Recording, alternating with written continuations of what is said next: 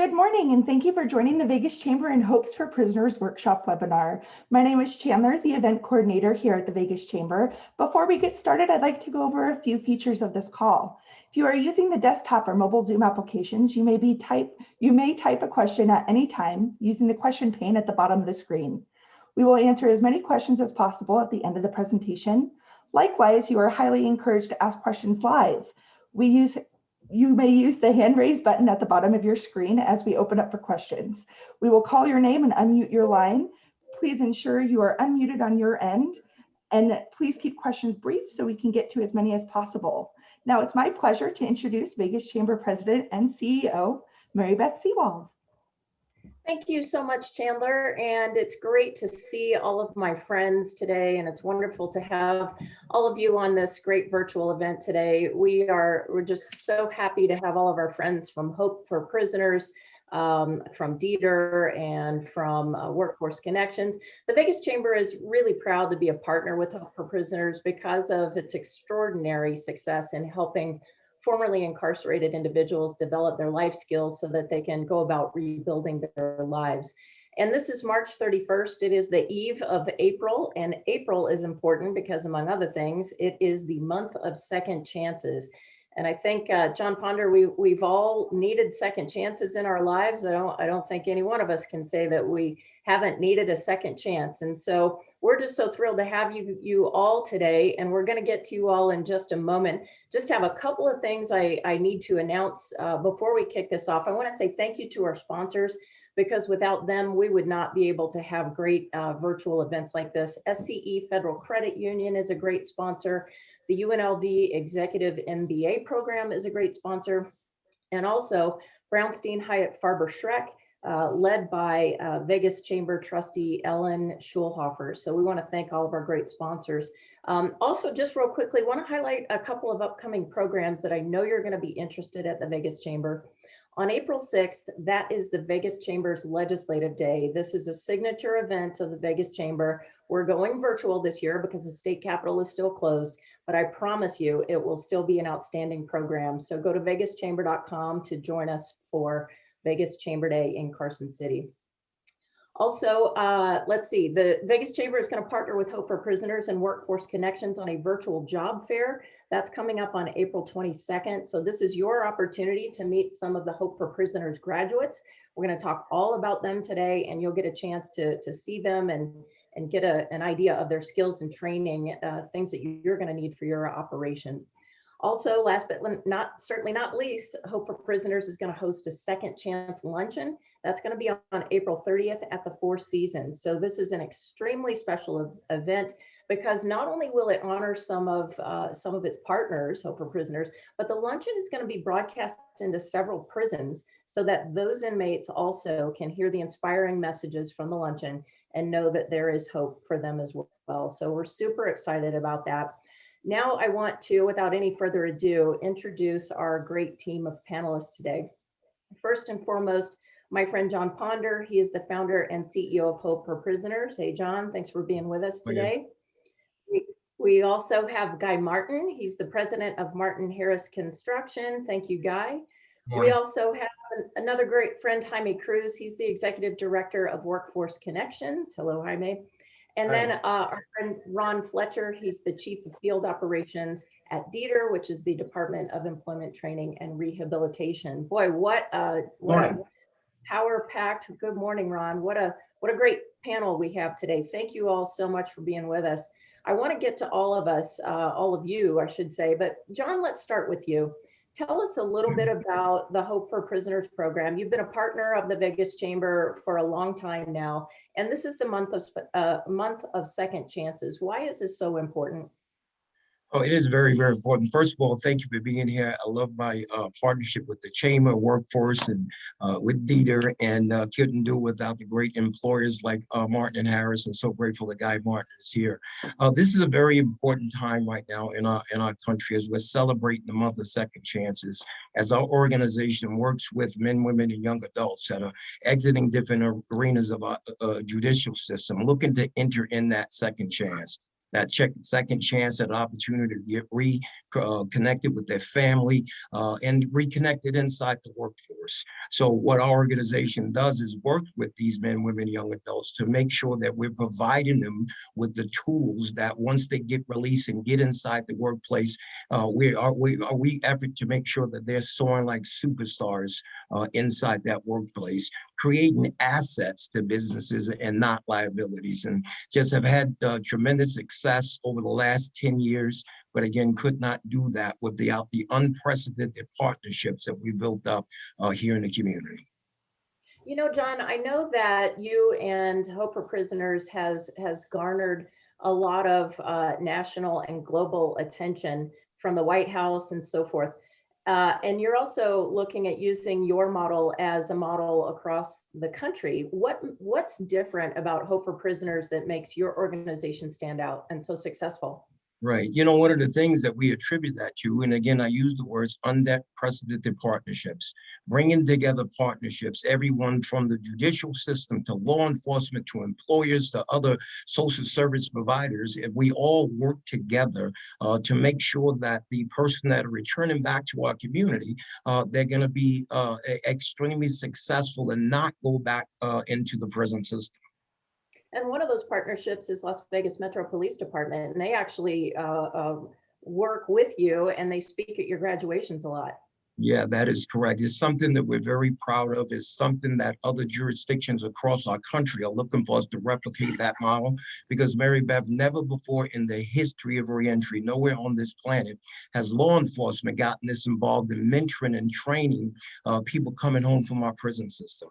And it's caused such a win-win on both sides of the equation as we're efforting to get men and women not to get back out in the community, to reoffend again, making our community safer, but bringing them into relationship with men and women who are upholding the law. It just increases the probability of them being successful. And to be quite honest, it is something that businesses across our valley have absolutely fallen in love with, to know that law enforcement is there for that extra level of support to make sure that they're fully engaged and continue to move forward. And I know that's so important, John, because at all your graduations, and I've been to several, you talk about how it's throughout a family, there can be a negative theme about and a view on law enforcement that they're negative people and that they're bad people.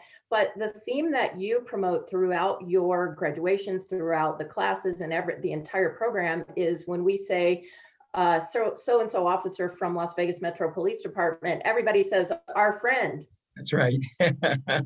Yeah, it is something that we're very, very proud of. Again, helping folks that are returning back to our community begin to view police officers, not as police officers, but as the husbands, the wives that they are, and appreciation of what they do inside the community. And Mary Beth, you flip the coin around the other side. This level of partnership is causing law enforcement to view people who are coming home sincerely fighting for a second chance from a whole nother set of lenses.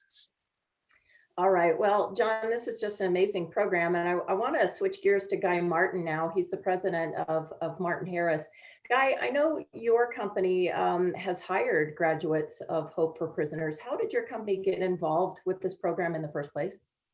Well, you know, I want to just say thank you for having me this morning. I really appreciate the opportunity. The one thing I will tell you is around here, Martin Harris has two absolute mainstays or passions, and one of them is for diversity and inclusion, and the other one is for workforce development. And I'm the executive that carries that banner for both of those initiatives myself. It's very important to us at our core.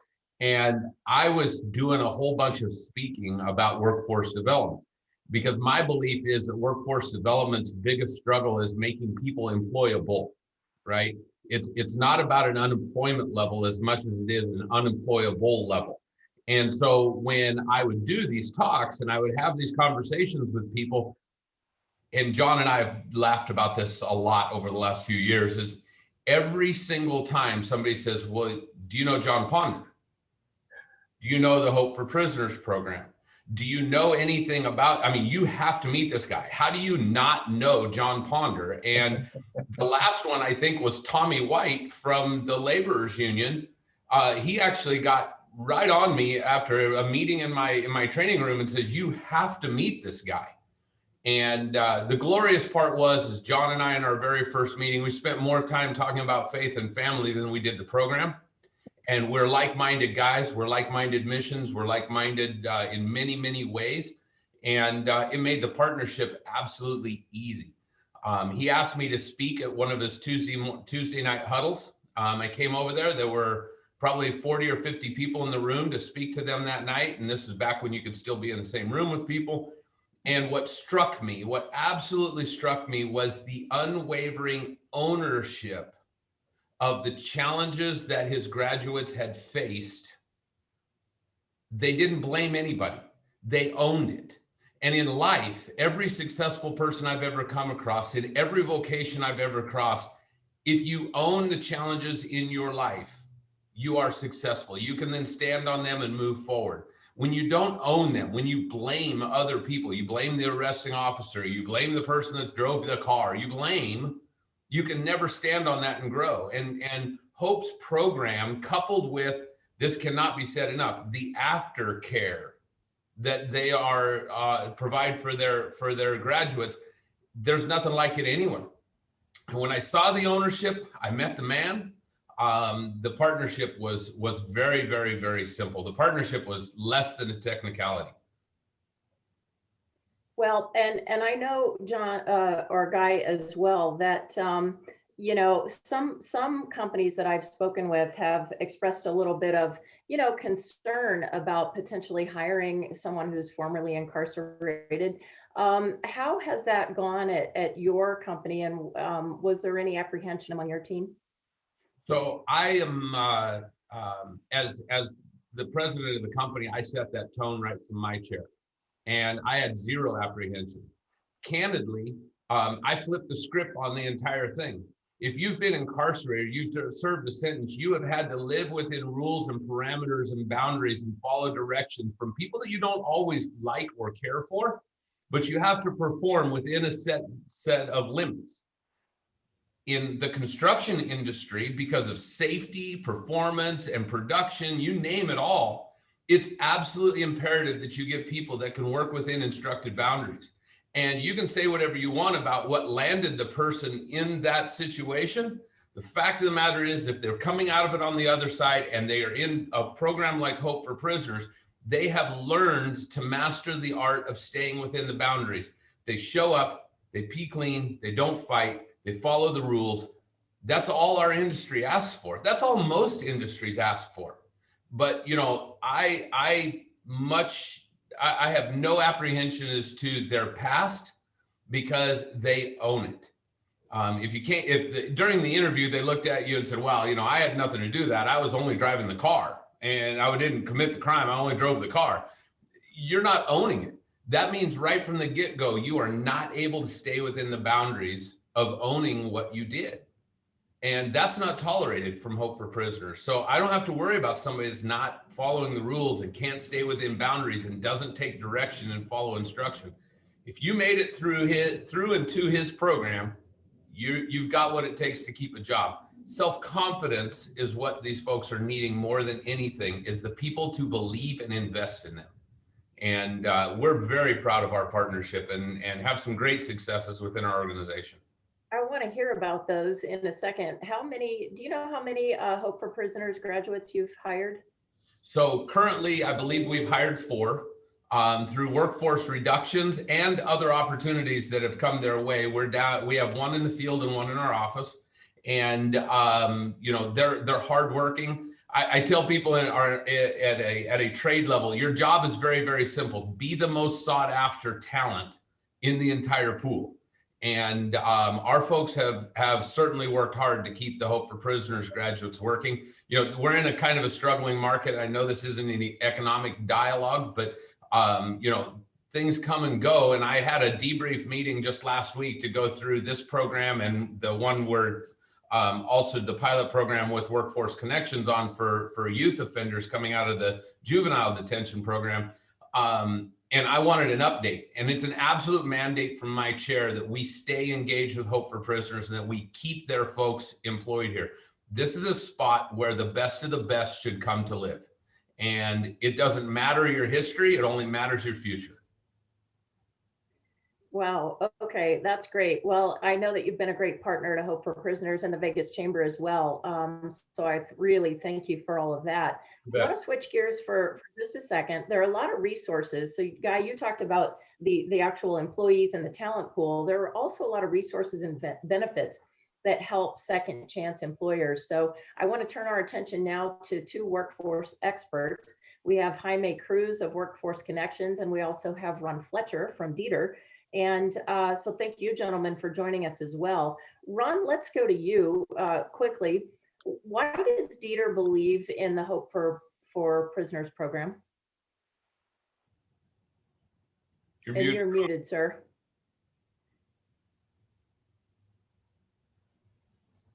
Almost from the beginning of Hope for Prisoners, I had an employee that worked a lot in reentry that told me, "You've got to come meet John Ponder. This organization is different." And I'll be honest with you, I didn't expect it to be different. And I sat down for lunch with John Ponder, and for an hour and a half, we had lunch. And what I heard different from John that I'd heard from any reentry programs I'd ever worked with. And I started in public workforce when I was a young man. The words I heard from John was transformative experience. We're transforming individuals. This is not white knuckle reentry. We are walking with you. It kind of takes from the Jerry Lewis saying, "You'll never walk alone." And that's what I saw in John's program, that once you get in the door, you're surrounded with individuals through his partnership that he speaks with, from law enforcement, the faith community, the business community, and the public workforce agencies. And that never during 18 months will you walk alone, because you'll have support behind you to help you with anything you need. We've experienced success with John's program. We hired 2 individuals ourselves here in Dieter from John's program. One was in our director's office. She was administrative assistant to the director. And that's a very important position, because you're the face of Dieter when someone walks into the director's office. That could be a business person like Guy, or it could be a legislator, or any concerned citizen. That woman was absolutely a model employee. I can say that the 2 we hired, they weren't great. They were model. I wish that every employee that worked for us could replicate the personal attributes that those 2 had. Mary, who was our administrative assistant, who worked for us for about 4 years when she was stricken with cancer. During her cancer treatment, she would not take sick leave, although she had a lot of sick leave. She used to tell us, "I can feel bad at home or feel bad at work. I'd rather be at work." She was just stellar. Unfortunately, we lost Mary. The other individual went to work at facility services. And he quickly became one of the most popular people in our offices, because of his willingness to reach out and do things that he wasn't even asked to do, just to be a part of the organization. And both of the people we've hired, they've been incredible in our organization. But our experience with John's organization is it's the real deal. It is, I think it's making an incredible impact in our community on reentry. Every individual, in the last full year we were open, we had 208,000 visits from job seekers in our Job Connect offices. Probably half of those were in Southern Nevada. Any individual that comes into a Job Connect office that's reentering from incarceration, we're going to pitch Hope for Prisoners to them. And if they're wanting to go to Hope for Prisoners, we will pay the $750 for them to attend the leadership workshop, because that's the gateway to Hope for Prisoners, and that's where the transformative experience begins with John. So I can't speak highly enough of John and his organization. They're the real deal. Well, thank you, Ron. We certainly love hearing those stories about those success stories, right, from both the graduates' end and from the employer's end. And so speaking of that, Jaime Cruz at Workforce Connections, so many businesses, our members at the chamber come to me all the time and say, what a tough time. Jaime, why is Hope for Prisoners such a good resource to find those real qualified employees? Yeah, first of all, thank you, Mary Beth and Guy, because for having this, because while Ron John and I and our teams work on the supply side of this equation. Placing job seekers into jobs is really a supply-demand equation. And we are the supply side of that product, but you, the business community, you're the demand side. You are the ones that actually create the jobs and take a chance on these people who need a second chance and actually complete the circle. So thank you for leading this initiative. We couldn't do it without you. To your question, when I'm with my friend, Mr. Martin, I always like to tell the story of Rudy. If you've never seen that movie, go rent that movie, Rudy. It's the story of an underdog. And that is why these graduates are the best worker you could imagine, because they work harder than the one next to them. They work longer hours. They give you 150%. And if you don't believe me, again, just ask the people who employ them. Whenever you go to a graduation and talk to an employer that has hired a graduate, that's what they say, and they go back for more. So they just again are people that not just deserve a second chance, but once they get it, they outperform and they just exceed your expectations. So that's why they're such a good place to find an employee. So Ron and Jaime, how do your organizations and agencies work both with the employers and Hope for Prisoners graduates to match them with the right employer and the right job? I'll let Ron go first. Okay. Yeah, we run the largest labor exchange in Nevada through our Nevada Job Connect offices. Basically what we do on most of our clients, we start with a job order that came into us from a business.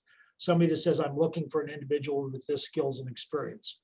And we will match individuals to those jobs based upon the skill and experience required by the employer.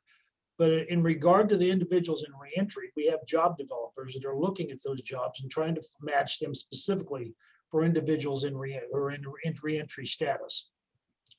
We have a number of incentives that we use to make it more palatable for businesses to hire the individuals. We have a work experience program that we can pay the first $4,800 of the individual salary for 320 hours, whichever comes first. We have an on-the-job training program like other public agencies have that Jaime funds through Workforce Connections. We also have an incentive-based employment program through Silver State Works that we can pay $500 per month for the first 4 months for retaining an individual. So all those are just incentives to hire an individual. But many individuals go to work without any of those incentives, and we have job developers that will assist with that. And I'll just add to that, Mary Beth. Thank you, Ron. As you can see, there is a myriad of resources that we on the supply side, we are helping remove any barrier that might be in the way of a successful placement. Sometimes in the jobs that Mr. Martin offers in construction, you need specialized tools. And so we will buy those specialized tools for the employee, so the employer doesn't have to be out of pocket for that. We might buy them a specialized uniform, protective personal equipment, and sometimes they need help with transportation, childcare, whatever it might be. We want to remove all those barriers. And so again, this is how Ron and I help on the supply side to make sure that the employer doesn't carry that burden. And again, that we complement what John has done, which is a long multi-month process of reunification and preparation for that person who is now re-entering, if you will, back to normal life.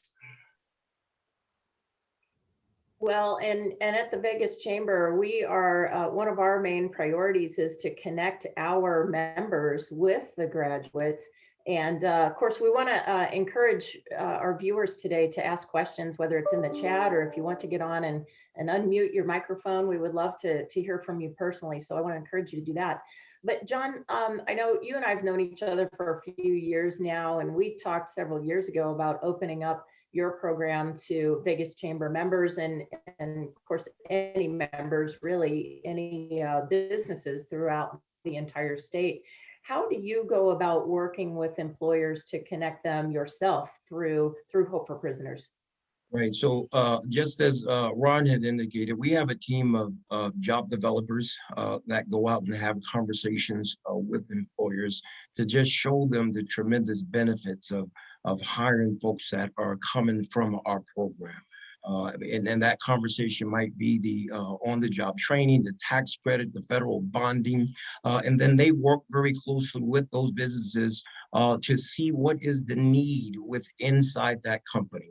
And if we don't have anybody in our pool of people, then in that relationship being built up with the businesses, we ask, what does that business need? What do you normally hire for? And when we get that information, that workforce development teams brings it back to us, and then we have a conversation with Jaime Cruz through Workforce to see what if we can train people so that they can be a strategic fit for that business. And again, once they get inside there, our goal is to help them to be performing like superstars. I got a question already here. I'll go ahead and ask it.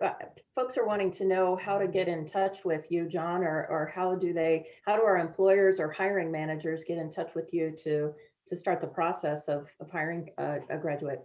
Well, that would be great. You could certainly reach out to our office at 702-586-1371. And you can ask to speak to our job development team, or you want to reach out and have further conversation with me, please feel free to do that. And you can also visit our website at hopeforprisoners.org for more information. We'd love to have a conversation with you.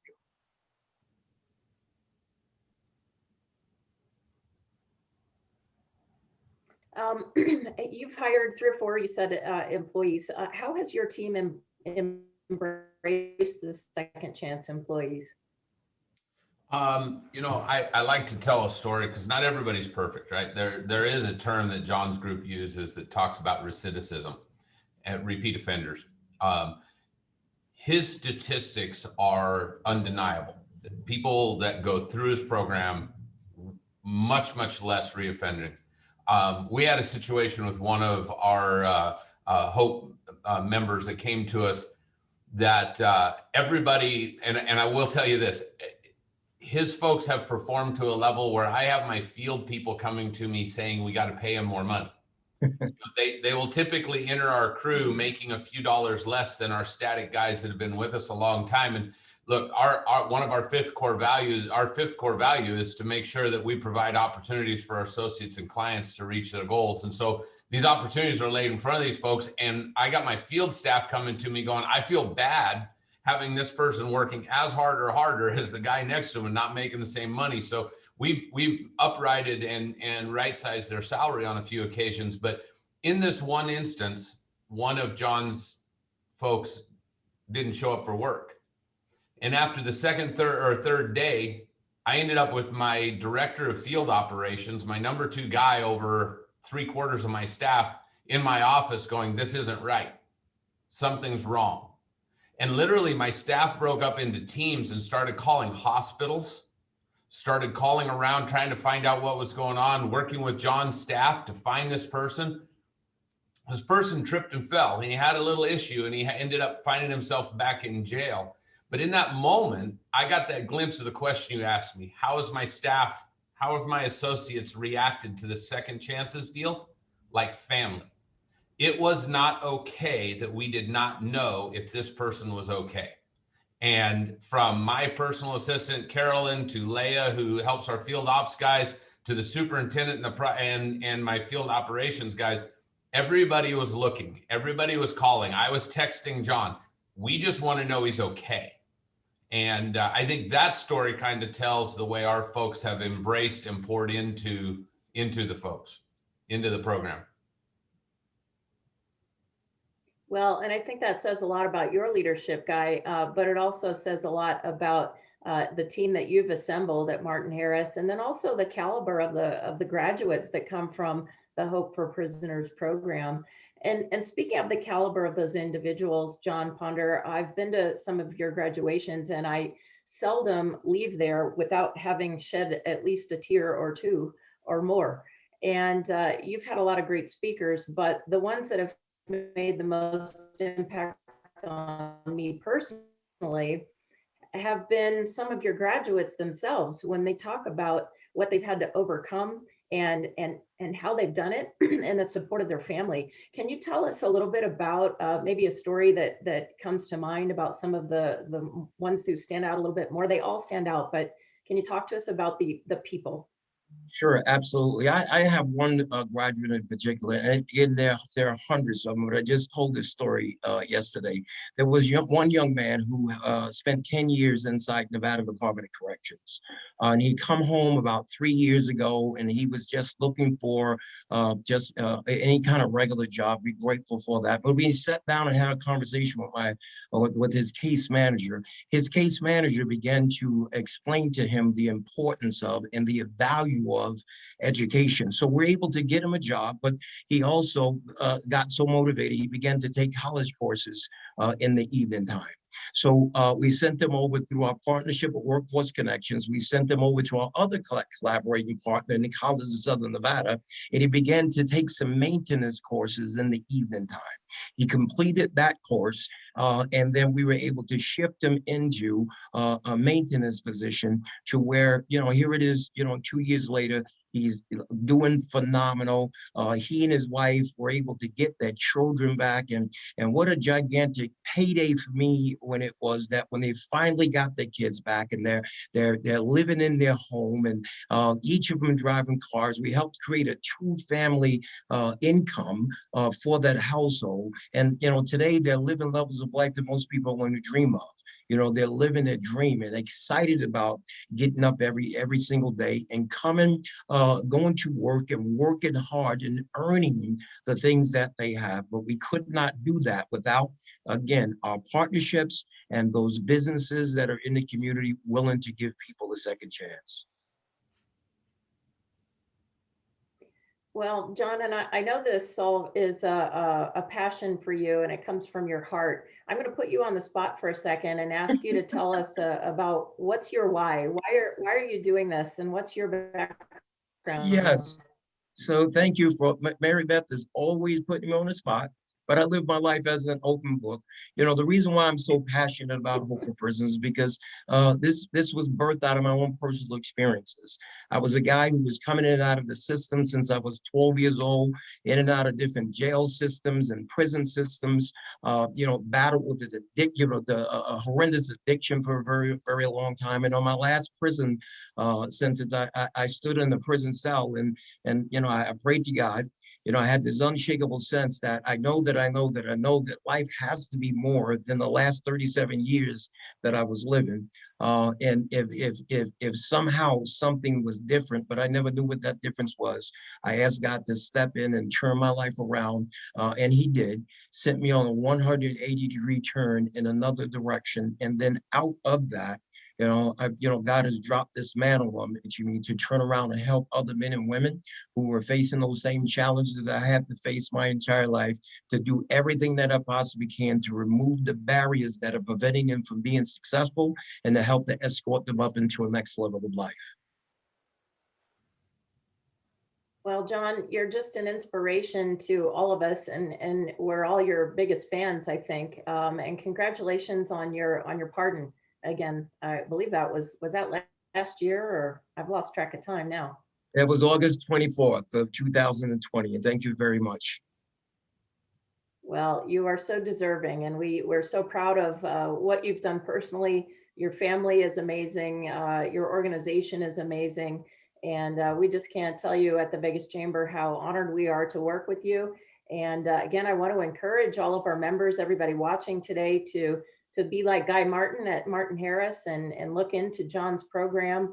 Not only will you get great employees who are passionate about quality of work, but you'll also be able to access a lot of benefits like what Ron Fletcher can offer from Dieter, and also Jaime Cruz at Workforce Connections. So gentlemen, I can't thank you enough for being with us today. We do want to encourage you to go to the websites. Call John's office at 702-586-1371. And John, can you give us that website address again? Certainly, it is hopeforprisoners.org.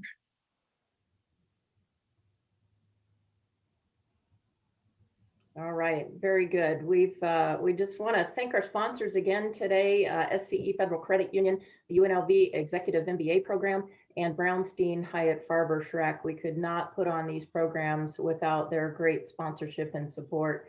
So gentlemen, did I leave anything out? Please feel free to chime in if I missed anything. I see a couple of questions came in, Mary Beth.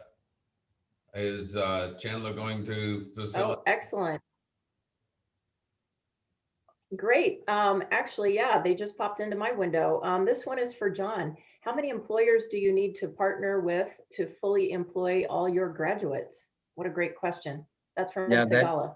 Yes, Ed, thank you so much for that question. You know, we look for as many employers and businesses as we possibly can, because we work with a very diverse group of people that are going into a different diversity of training. So whether that's HVAC, plumbing, air conditioning, culinary, administrative positions. So we look to partner with as many employers as we possibly can to make sure that our graduates are getting connected with sustainable wage jobs so they can take care of themselves and also take care of their family.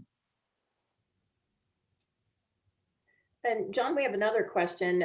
Folks are curious a little bit more about the program that you offer. Can you tell us a little bit about, you know, from start to finish, what do your graduates experience and how often do they meet and so forth? Right, that's beautiful.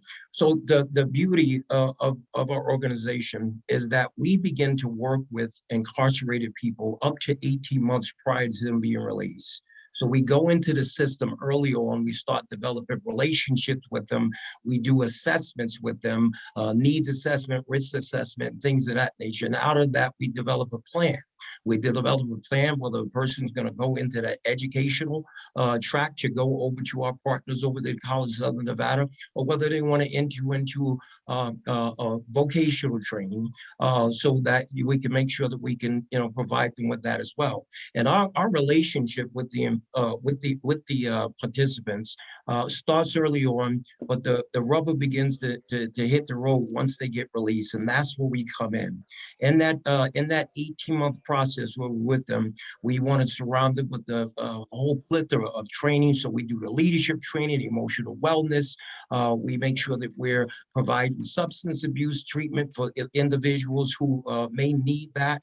But coming up with wellness programs and family reunification programs, additional training, and that's where our case management starts, where we do intensive case management over the course of the next 18 months. But the cornerstone of our success with them is with the mentors. We have trained up well over 500 mentors right here from our community. Now, these mentors consist of pastors and leaders from churches across Southern Nevada, other leaders in other houses of faith, business owners like Guy Martin, and you know, some of the greatest business leaders in our state are a part of that mentoring team, to school teachers, to professors, from the school teachers from the Clark County School District that come alongside to just help them with that education. And again, right down to the Las Vegas Metropolitan Police Department, where the sheriff has given us over 125 officers that are now a part of our mentoring team.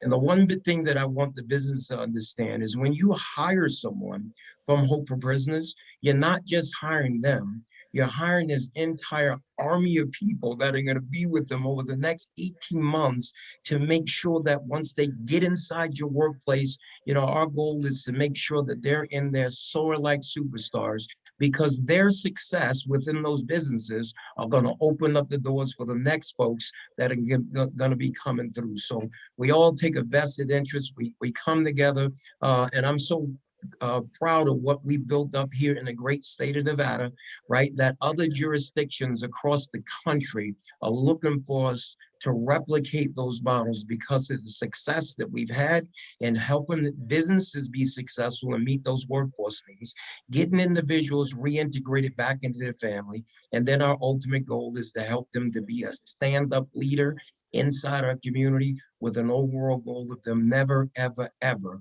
reoffending again. Well, John, I know, speaking of successful businesses, we have Guy Martin here with Martin Harris, but I know there are a lot of other companies that have hired your graduates, like Station Casinos, for example. Can you give us some more flavor of who else hires your? Yeah, so Station Casinos has been a huge partner of ours. We partner with organizations like Star Nursery, 777 Movers, and there's a whole gamut, US Foods. And again, a lot of folks getting employed through the laborers union to make sure our folks are getting plugged in. So there are too many to mention, but again, we're always looking for opportunities to help businesses be successful, and our graduates are so very appreciative of the opportunities, and these are the people that are going to get inside the workforce, inside that workplace, and they are going to go above and beyond the call of duty every single day when they get inside those workplaces, because they're so appreciative of the opportunities. And I know they are. And speaking of opportunities, earlier, Jaime, I mentioned this job fair that our organizations are partnering on April 2nd. How could employers be part of that job fair? Yeah, I think that's the easy part, Mary Beth. We'll release all the details on date, time, and how you participate in that job fair. But just let me say that to sweeten this deal, if you're a small business, a qualifying small business here in Southern Nevada, not only are you going to get the type of employee you've heard about, but again, we as the system that Ron and I represent, we're willing to pay a large portion of the wages for this employee for the first few weeks of employment. So think about the burden that removes for you as a small business. We know that small businesses have had to do a lot of things to stay alive in this pandemic. Some of them have, second mortgage their home or ran their savings all the way down. And so we know that's a burden to hire people right now. Wages is a huge part of an employer's, book roll. And so again, we can be a partner for you. And when you hire this employee, we will step in, and for the first 8 to 10 to 12 weeks of employment, we will cover a large portion of those wages.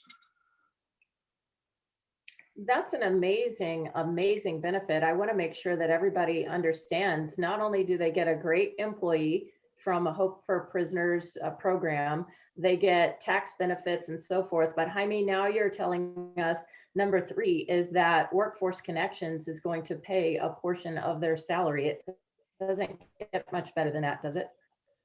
It's a great deal. I say, now that we are getting people back to work, that we see the restrictions lifting on the economy, on capacity, a lot of people are going to be needing to get back to work. Employers need to staff up again. And so this is a perfect opportunity for small businesses to get back in the game, start recovering and growing again. That is absolutely amazing. It makes me want to go out and create a position, right? We got a message here that Brady Lennon is looking, this is for you, John, your ears are going to perk up. Brady Lennon is looking for 300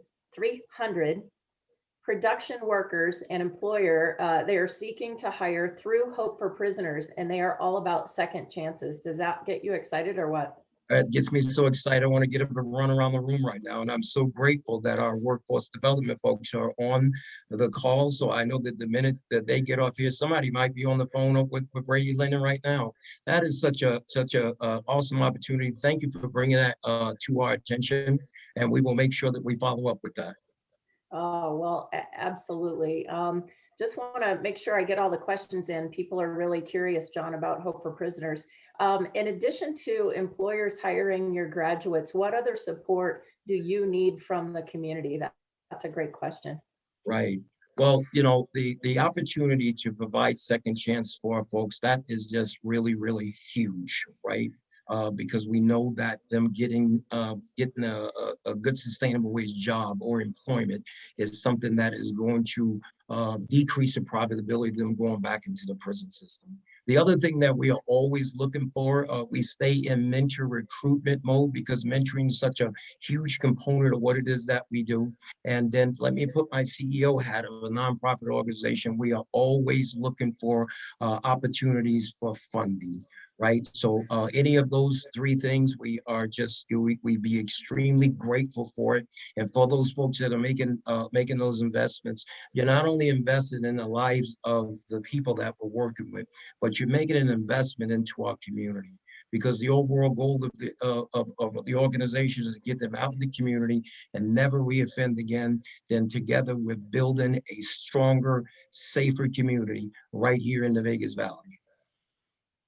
Well, it's very exciting, the program that you've built, John, and that you've had so much success with.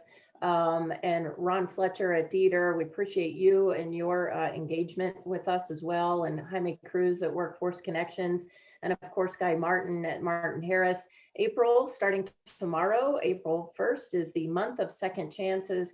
And we at the Vegas Chamber are all about the month of second chances, and we just appreciate everything you all do for our community and for the great state of Nevada. And we look forward to a lot more success, especially on April 22nd with that job fair. I think that's going to be really instrumental. Excellent. Well, thank you guys all very much. Once again, we appreciate our sponsors today, SEE Federal Credit Union, the UNLV Executive MBA Program, and our friends at Brownstein Hyatt Farber Schreck. Thank you all, gentlemen, for joining us today, and we hope you all have a wonderful and safe day. Thank you so much. Thank you very much. Thank you. Thank you, everybody. Have a good day. Thank you. Bye-bye. God bless you. Thank you. Bye-bye.